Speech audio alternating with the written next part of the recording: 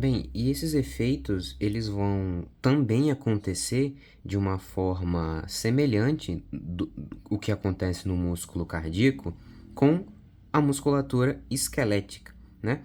Pensem que, faz sentido que aconteçam os mesmos eventos, porque os 2 são tecido muscular, né. Então, como nós mencionamos anteriormente, o principal a figurinha repetida dos hormônios tireoidianos é entender que eles estimulam o metabolismo, tanto o anabolismo quanto o catabolismo, só que dando prioridade ao catabolismo, tá? Então, essas principais síndromes que envolvem ou a ausência ou o excesso de hormônios tireoidianos vão respeitar esse influxo de informação aqui, digamos assim. Bem, no músculo esquelético, o que vai acontecer momentaneamente com o aumento dos hormônios tireoidianos é justamente um leve aumento no vigor de contração dos músculos. Isso vai ser observado porque lá no citoplasma da célula muscular esquelética contrátil, a gente vai observar um aumento de atividade dessa bomba aqui chamada de cerca, que é a Sarcoplasmatic Endoreticulum, né, Endoreticulum Calcium Adipase. Eu imagino que seja essa a tradução, eu me esqueci aqui. Mas essa cerca, ela é literalmente essa proteína transmembrana que fica na membrana do retículo sarcoplasmático da célula esquelética contrátil. E aí o que acontece? Ela bombeia os cálcios de volta para o retículo para que o cálcio libere as troponinas de tropomiosinas e a contração pare de acontecer e haja um relaxamento, tá? Então, esse efeito de estimulação vai acontecer aqui na cerca, graças ao aumento desses hormônios tireoidianos, o que também é bem intuitivo. Lembram que nós mencionamos como, por agir nas mitocôndrias, os hormônios tireoidianos acabavam aumentando a produção de ATP? Então, a cerca usa ATP, tá? Então, faz sentido mencionar que especificamente essa proteína de membrana sofra efeito do aumento desses hormônios, tá? Então, olha só, durante uma condição clínica de hipertiroidismo, quando esses hormônios estiverem aumentados além das concentrações ideais, a gente vai ter um enfraquecimento muscular. Qual é a lógica por trás desse enfraquecimento muscular? Justamente porque os efeitos sobre o catabolismo proteico vão ser muito maiores do que sobre a síntese do metabolismo proteico.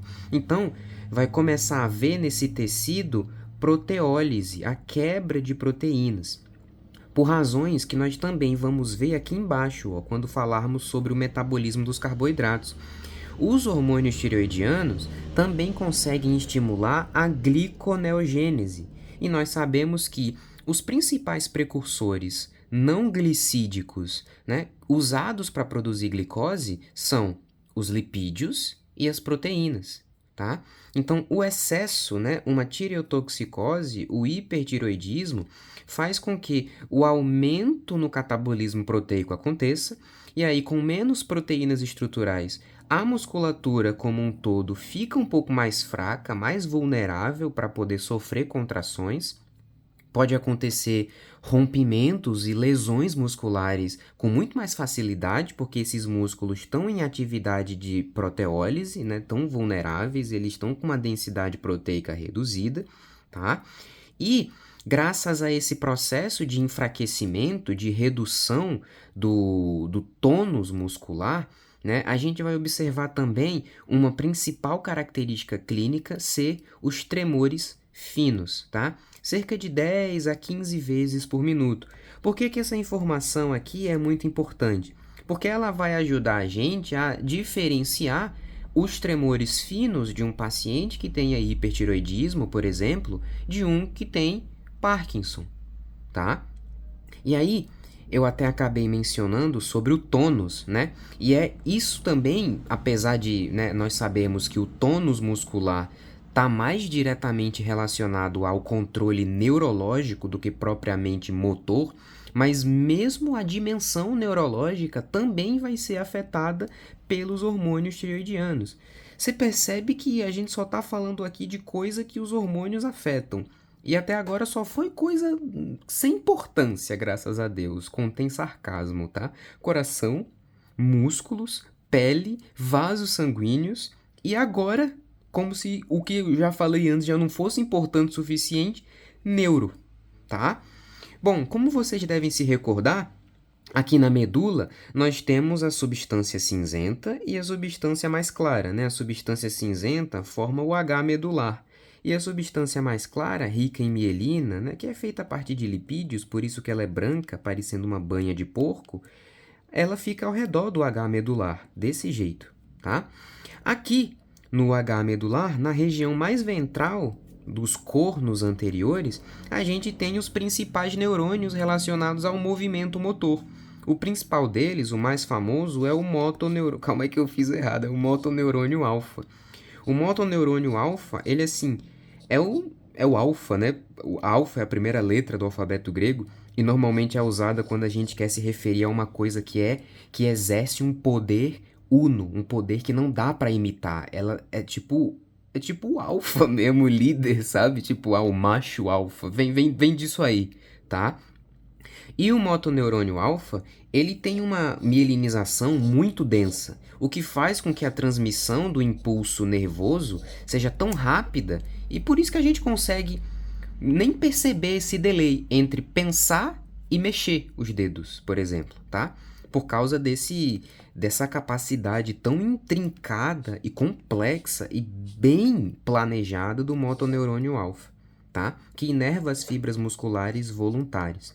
Só que aqui também, nessa região do corno anterior da medula, existe um outro motoneurônio que também é bem parrudo, né? E tem uma função neurovisceral, não, mas tem uma função neuromotora, uma função proprioceptiva, achei a palavra, muito ou tão quanto importante o motoneurônio alfa, que é o motoneurônio gama, tá? Esse motoneurônio aqui, ou neurônio, motor, gama, tanto faz, ele inerva fibras musculares, mas principalmente os fusos.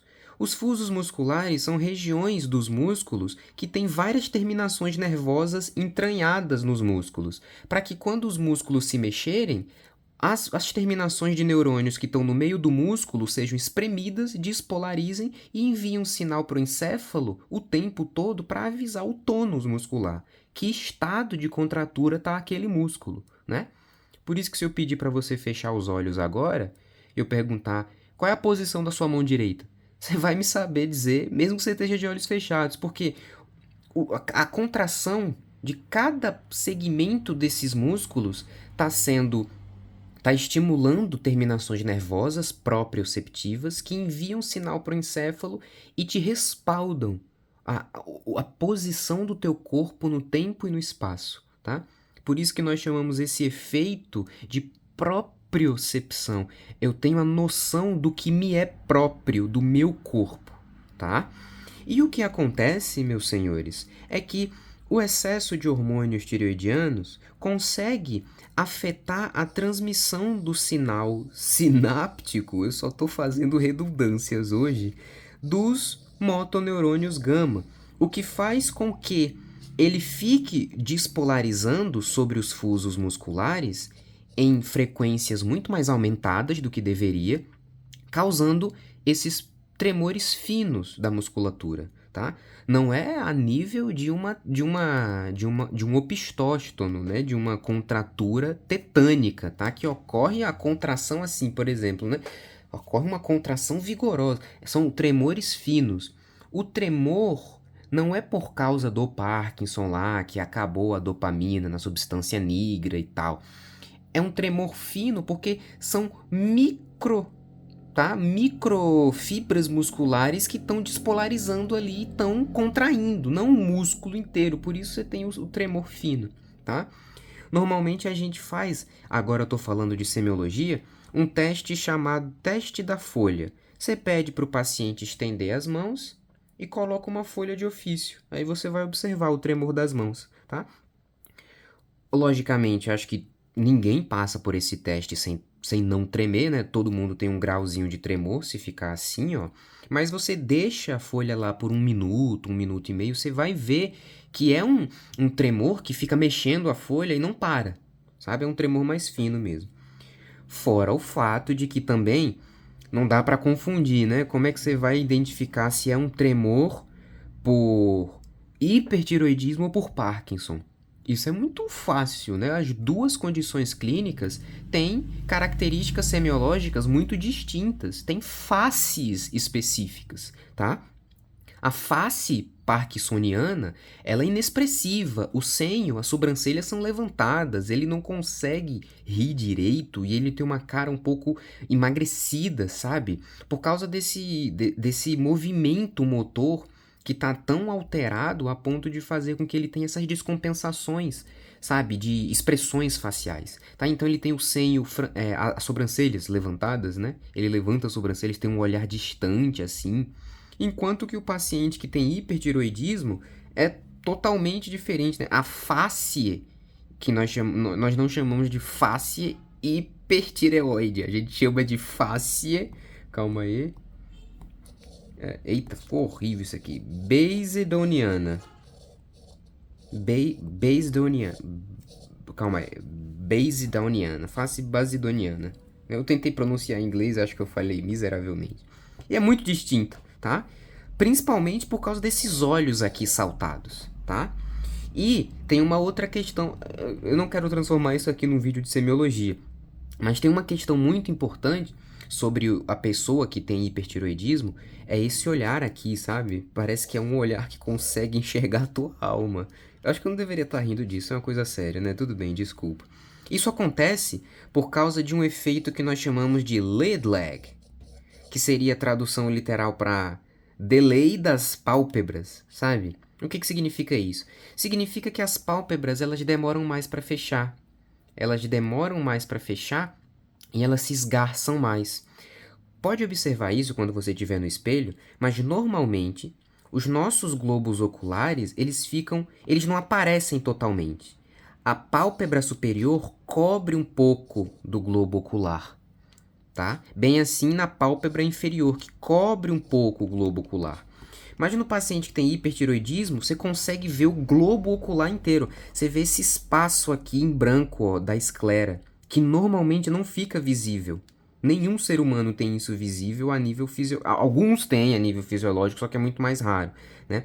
Mas normalmente, ó, a exposição da esclera sobre a pálpebra superior é uma denúncia de que possivelmente a gente tem uma exoftalmia, né, que é esse saltamento dos olhos, do globo ocular para fora da órbita, tá? Beleza? Espero que isso tenha ficado claro o suficiente. Bom, e aí o oposto, né, que seria a pessoa com hipotiroidismo, a gente tem um relaxamento muscular demorado, tá? Um processo de renovação das fibras musculares que é também demorado, porque T3 e T4 influenciam também o metabolismo de quebra, né, o catabolismo. E como eles estão diminuídos, esse processo aqui de renovação muscular está um pouco delimitado. Então as fibras, elas são fibras que demoram mais para se renovar e elas, sei lá, estão idosas, né? Vamos usar essa analogia. Não deu tempo ainda de se renovarem totalmente, então o músculo está mais devagar, enfim, está mais senescente, tá? Bom, como eu já tinha adiantado antes, a ideia de T3 e T4 é aumentar o metabolismo, certo? Tanto até que eu já provei que eles aumentam a produção de ATP, tá? Quem que é usado para produzir ATP, além do oxigênio? Nós já entendemos como, por quais mecanismos o T3 e T4 aumentam o oxigênio, né? Nós conversamos sobre isso aqui, tá? Mas além do oxigênio, quem que é usado para fazer ATP? É só você lembrar da formulazinha básica de química do ensino médio da respiração celular. C6H12O6 mais O2 formando CO2 mais água mais ATP. Além do oxigênio, a gente usa glicose. Ou seja, T3 e T4 vão aumentar também a captação de glicose para aumentar a produção de ATP. Então, olha só, a captação do alimento lá nos enterócitos vai estar aumentada, tá? A captação de glicose consecutivamente também, né, as enzimas que atuam na glicólise vão estar mais expressas, vão estar em pontos de atividade mais prolongados, certo? E olha só que doido, os hormônios tireoidianos afetam diretamente a secreção de outro hormônio, que no caso é a insulina. Eles sinalizam a produção de insulina no pâncreas. Qual que é a função da insulina? Não é colocar a glicose na célula? Faz sentido, lembra? T3 e T4 aumentam ATP. Então eu preciso aumentar a insulina para botar mais glicose no interior da célula para fazer mais ATP. Entendeu? Vai usando o raciocínio aí, encaixando as coisas que você vai chegando lá. Além disso, tinha até adiantado isso para vocês sobre a gliconeogênese, né? Ou seja, a ideia é produzir ATP mesmo, então ele aumenta a captação de glicose, mas como se isso já não fosse suficiente, ele começa a quebrar músculo, fazer proteólise, usar a proteína e usar lipídio para fazer mais glicose, tá? Isso aqui resulta em quê, senhores? Eu estou aumentando a captação de glicose, mas eu também estou gastando muita reserva do meu corpo, tá? Só que lembrem, né? Ah, mas como assim? Eu não estou entendendo. Ele aumenta a captação de glicose, mas aumenta o gasto. Ele consome, mas também gasta. O que redunda isso? É só lembrar da máxima, tá? Estimula a síntese e quebra. Só que a quebra é um pouco mais estimulada do que a síntese. Qual que é o respaldo disso aqui no metabolismo dos carboidratos? Eu tenho aumento da captação de glicose, mas eu tenho aumento do gasto das reservas. Logo, quem tem hipertiroidismo vai ser magro ou gordo? Vai ser magro, tá? Porque os efeitos sobre catabolismo são muito maiores do que sobre os de síntese. Então, é uma pessoa que vai ter um processo de gasto de reservas metabólicas muito aumentado. Então, é uma pessoa que está emagrecida. O corpo tá trabalhando para produzir mais ATP. Entendeu? A taxa metabólica basal está aumentada. Ou seja, em repouso, as células estão gastando muita energia. Então, a fábrica está torrando estoque, trabalhando, fumegando, mesmo em repouso. Mesmo em situações de repouso. Né? Então, é uma pessoa que é bem emagrecida. Ela não tem reservas lipídicas muito abundantes, porque o corpo está o tempo todo ali gastando as coisas. Tá? O oposto é válido também. Quem tem hipotiroidismo tem o oposto, tá? Olha só como a pessoa é um pouco mais inchada, né? Tudo bem que esse inchaço aqui, né, principalmente esse inchaço periorbital, está associado ao acúmulo de algumas proteínas de tecido conjuntivo. Mas normalmente sim, quem tem hipotiroidismo é mais gordinho mesmo, o metabolismo é mais lento, dá mais trabalho emagrecer, enfim, essas consequências que redundam em ser o oposto do hipertiroidismo, tá?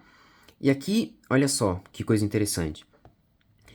Como eles, né, T3 e T4, aumentam a atividade das enzimas para poder possibilitar a glicólise mais rápida, gliconeogênese, enfim, eu também gero uma deficiência de vitaminas se a pessoa tem hipertiroidismo, porque são as vitaminas o principal substrato usado para produzir as enzimas.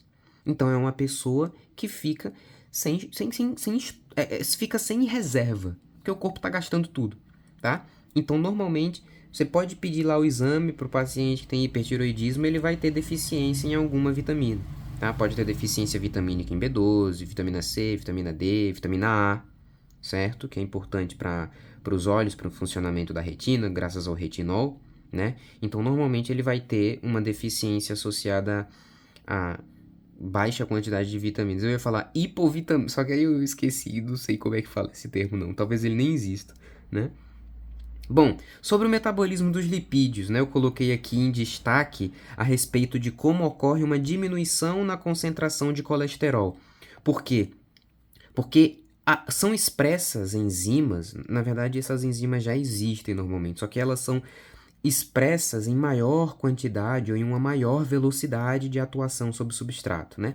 Mas essas enzimas, em uma atividade metabólica aumentada, vão passar a desviar esse colesterol que antes iria para a circulação, e antes iria ser compartimentalizado nos quilomicrons, né? Ia para o LDL, para HDL, as proteínas, as lipoproteínas, né? Essas enzimas desviam o colesterol dessa via natural e passa a desviá-lo para a síntese de bile, que vai compor o líquido biliar, que vai acabar saindo nas fezes, né? Então, o excesso de hormônios tiroidianos faz a pessoa ter o colesterol baixo. Não funciona bem assim também não, porque ao mesmo tempo, ele também pode provocar um processo de acúmulo de ácidos graxos no plasma, tá? Então, olha só que efeito retrógrado. Por um lado, os hormônios tireoidianos diminuem a concentração de colesterol, mas eles também aumentam a quantidade de ácidos graxos que ficam livres no nosso plasma, tá? Você vê que é sempre assim. Se por um lado ele diminui, em alguma outra coisa ele aumenta, porque eles têm esse efeito, sabe, ambíguo, com predomínio de catabolismo. Não esquece disso. Então eu tenho o que, ó? Lipólise, ou seja, degradação de tecido gorduroso, né, para fazer gliconeogênese. Por isso que a pessoa com hipertiroidismo é mais magricela, tem pouco tecido gorduroso, tá? Aumento da oxidação celular, né, a oxidação da glicose para produzir energia, enfim, tá? E aí o que acontece, né, sobre essa questão aqui do colesterol? Quando o oposto do hipertiroidismo ocorre, né, que é o hipo, o paciente, na verdade, ele vai sofrer de aterosclerose grave, porque sem esses hormônios para modular a saída do colesterol para a bile, o colesterol fica, os triglicerídeos ficam e os fosfolipídios também. Ficam mais disponíveis para serem transportados pelas lipoproteínas, tanto a LDL quanto a HDL, e isso aumenta a possibilidade, né? Agora a gente vai entrar em patologia, aumenta a possibilidade de lesões oxidativas no endotélio vascular e aí leva à aterosclerose, tá?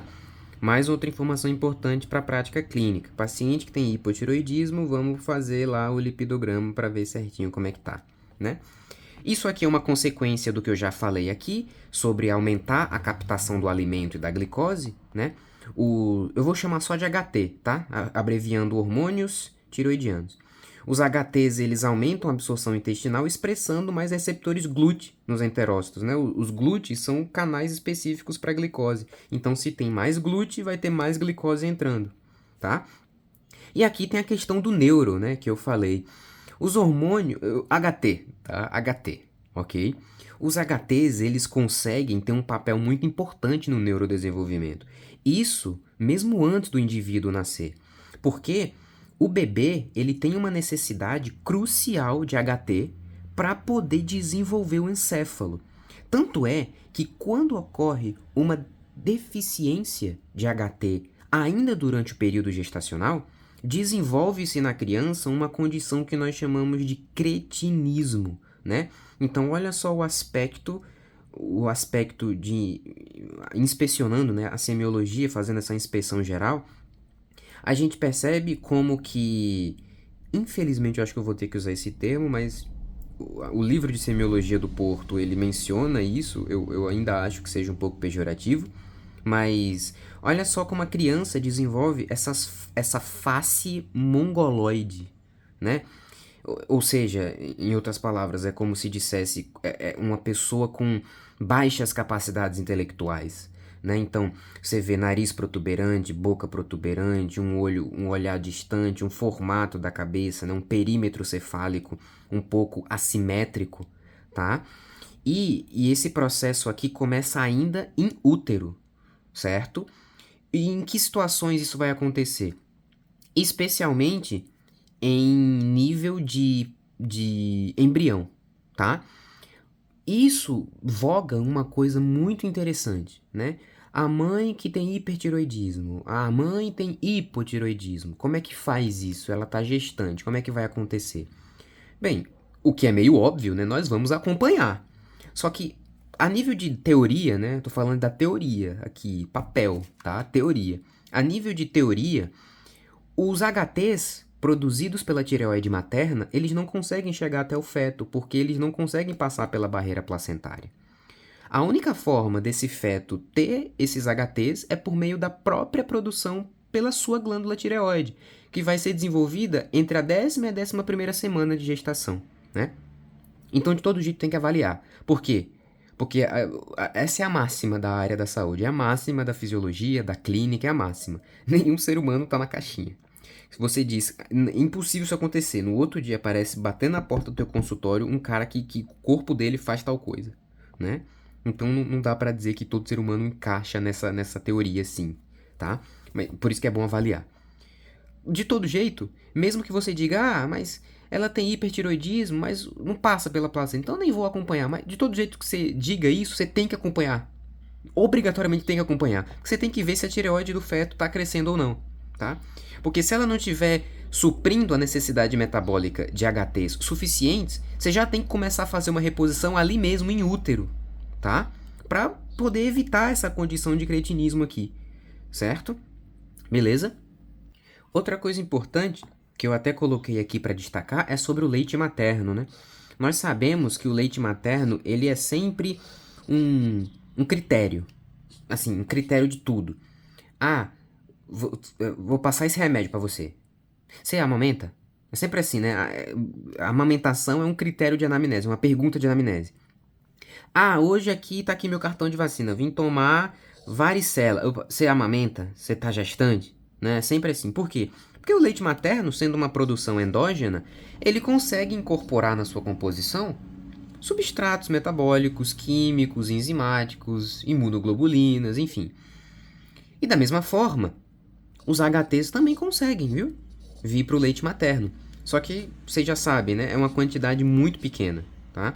E não tem essa de você dizer, a tireoide do bebê não deu conta. Então, quando ele nascer, você amamenta ele que vai repor. Aí não tem como, pô. Se o cara falar isso pra você, você pode pedir o CRM dele de volta, que não tá batendo bem na cabeça, não. Porque quando o bebê nasce, o encéfalo já tá pronto. Então não vai dar mais pra reverter esse cretinismo aqui, tá? Você tem que ter esse suporte de HTs ainda em útero, antes do encéfalo terminar o desenvolvimento. Que, se eu não me engano, vai começar aqui, ó, entre a 13ª ou 15ª semana e vai até agora eu posso estar ofendendo muita gente, mas eu não tenho certeza dessa informação. Mas eu sei que é entre a 13ª e a 15ª que começa o desenvolvimento, tá?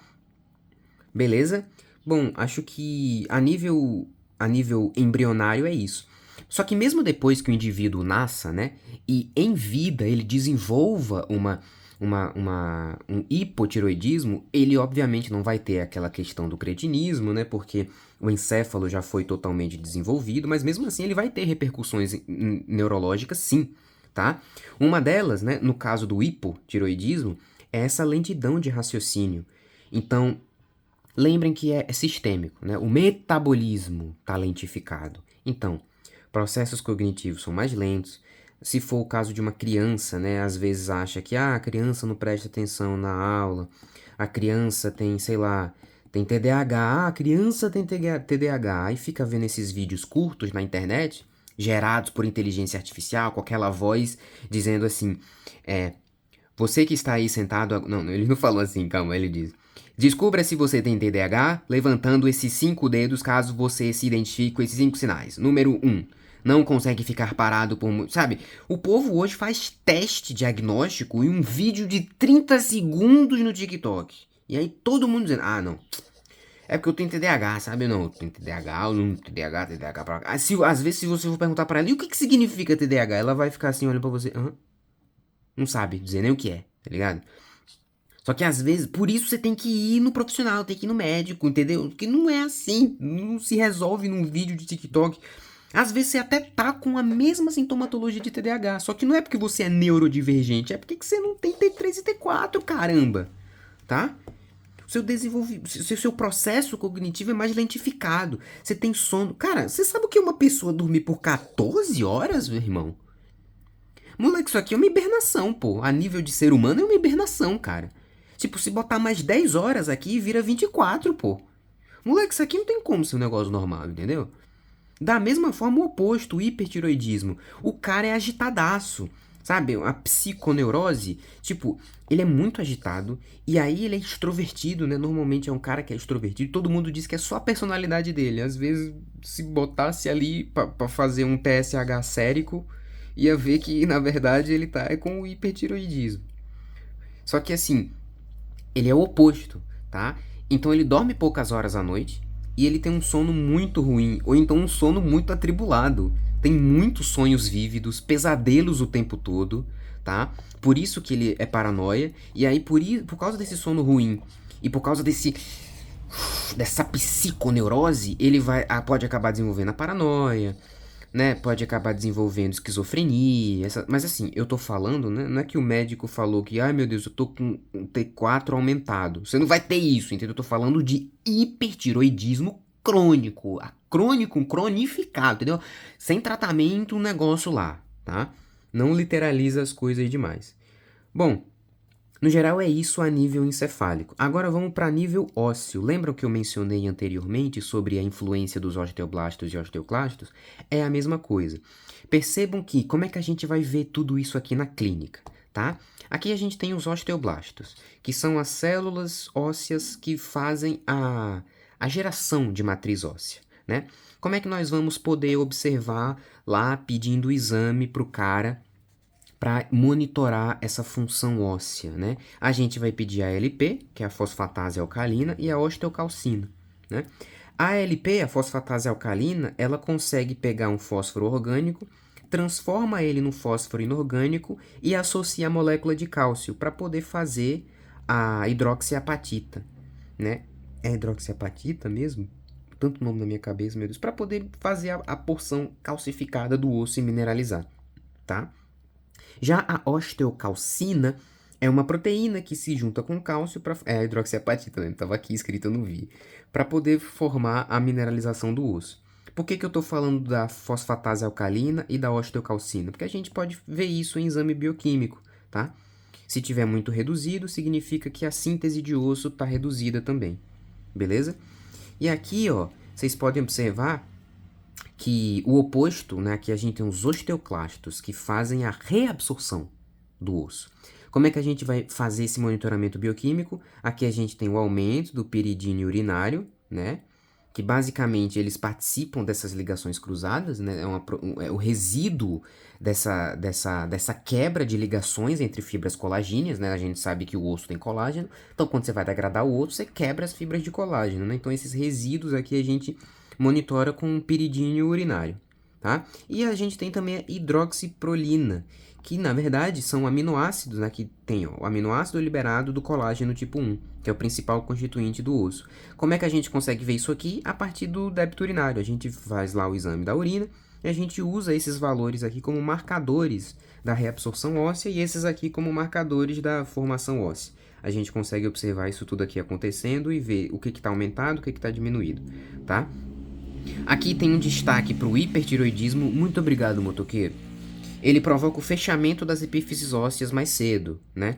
O que faz com que os ossos fiquem calcificados muito mais rapidamente e gera um conflito de interesse com o hormônio do crescimento, né? Porque as epífises precisam de tempo para ir calcificando, porque ela vai esticando, a cartilagem vai crescendo. Só que quando a epífise ela fecha precocemente, isso acaba limitando o crescimento vertical da pessoa também, tá? Então isso aqui é muito importante porque HTs também têm efeitos sobre todo o processo ósseo, sobre todo o arquétipo ósseo. Fora o fato de que, como os HTs acabam estimulando mais o catabolismo do que o anabolismo, ou seja, mais a quebra do que a síntese, eles estimulam mais osteoclastos. E aí você imagina esse combo, uma idosa de 65 anos com hipertiroidismo, tá? Ela já vai ter osteoporose por causa da diminuição dos estrogênios e também por causa de hipertiroidismo, entendeu? Que favorece a atuação desses osteoclastos aqui, tá? Então, você vê que mexer com tireoide é mexer com o sistema inteiro. Por isso que normalmente em todos os exames de bioquímica pede TSH e T4, tá? Pra gente ver como é que tá tudo isso aí, pra saber se o teu problema de sono, de falta de foco, não é na verdade um problema de tireoide, tá? Porque ela pode fazer isso sim. Uma glândulazinha pequena, do tamanho de uma borboleta, que recebe, só não recebe mais débito cardíaco que o rim, mas é a segunda que mais recebe, tá? Mas até que o fígado, em algumas situações, pra você ter uma noção, o fígado é enorme, tá? Mas é o papel dela, né, fi? Chefe é chefe, né, pai? Eu não acredito que eu falei um negócio desse, que negócio clichê do diacho. Bom, aqui tem um spoiler, né, de também um outro conteúdo que é muito importante para a endocrinologia, que é sobre os glicocorticoides, tá? E os HTs, eles têm uma capacidade de inibir os glicocorticoides. Sabe o cortisol, o hormônio do estresse, aquelas paradas todas? Enfim, o cortisol é um glicocorticoide, tá? E aí, o que que acontece, né? Quando o cara tem excesso de hormônio tireoidiano, ele inibe a ação do cortisol. Inibindo o cortisol, diminui a quantidade de cortisol no plasma. Quando o sangue e o plasma passa lá pela hipófise, tem pouco cortisol. Então, os corticotróficos na hipófise vão produzir mais ACTH, que é o hormônio adrenocorticotrófico, o hormônio que estimula a produção de cortisol. E aí aumenta mais ainda a produção de cortisol, tá? Então você vê que ele inibe aqui, ó, o efeito dos cortisóis, o que pode ter um conflito de interesse com a homeostase corporal. E isso também é muito importante, por isso que a gente vai dosar também esse cortisol, tá? Aqui são alguns efeitos a nível sexual, né? Provoca a queda de libido e a impotência no homem, e em mulheres a menorragia, que seria esse aumento, né, na quantidade de menstruações, e a polimenorreia, que é não o aumento da quantidade, mas o aumento da frequência de menstruações, tá? E isso aqui faz com que a gente entenda como que os hormônios tireoidianos volatilizam, né, o metabolismo, deixam o metabolismo completamente alterados, provoca desordens generalizadíssimas, tá? E aí agora você entende por que é importante dosar TSH e T4 toda vez que você for lá no médico, for lá no enfermeiro e ele pedir esses exames, como sempre, são muito importantes para evitar condições clínicas que possam alterar o seu metabolismo e que possam fazer você tangenciar a sua curva de homeostase, que é o que ninguém quer, e é o que a função da área da saúde faz, é trazer o ser humano de volta à curva da homeostasia de uma forma humanizada, limpa, saudável e ética. Caramba, pareceu até que eu tava fazendo um discurso aqui de direitos humanos na ONU. Mas enfim, eu acho que é isso. De tireoide, acho que esse é o básico do básico, deve ter trocentas de outras coisas para se conhecer, mas esse aqui é o básico, o mínimo necessário que todo mundo da área da saúde precisa saber para entender como fazer um manejo breve de uma pessoa que tem algum tipo de transtorno patológico que envolva alteração a nível metabólico de tireoide. Eu acho que eu vejo vocês na próxima, tamo junto, dorme bem.